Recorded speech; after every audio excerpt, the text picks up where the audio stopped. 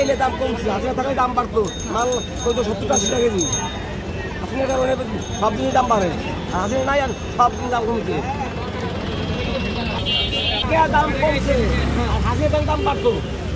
এটা আসলে বড় কথা না, বলতে উৎপাদন বেশি হবে না, দরকার নেই কিছু না, উৎপাদন যখন দাম কমবে।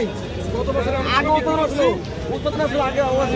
আমরা সবাই বিক্রি করছি আপনার 50 টাকা খাওয়া যায়নি, 60-70 টাকা। এবার উৎপাদন বেশি, খরচা কম, সে হিসেবে 24 টাকা।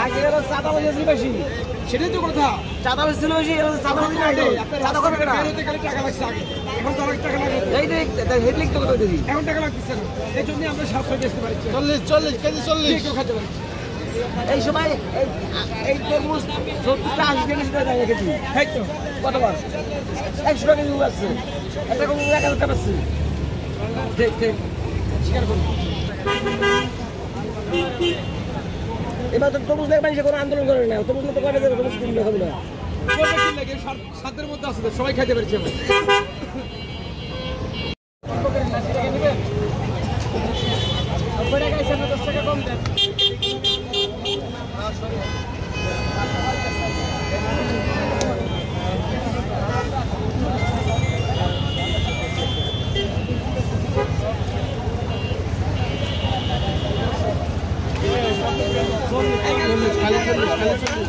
একদম একদম একদম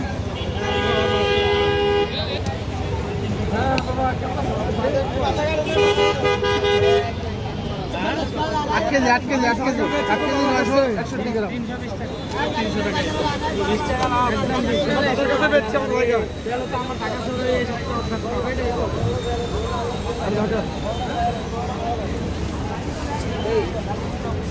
না না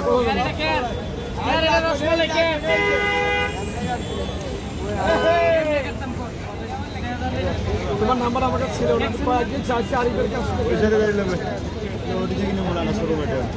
আরিফের কাছে কয়েকদিন চাইলাম, ছিল না। হ্যালো, তোমার নাম্বার চাইছে আরিফের কাছে কয়েকদিন, বেটা কোনো শুনেই না।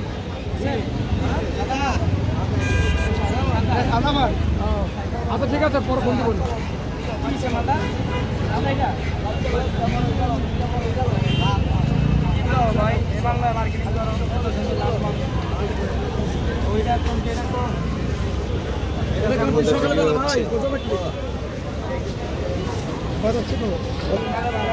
হাসিনা দেখে দাম কমছে, দাম বাড়তো।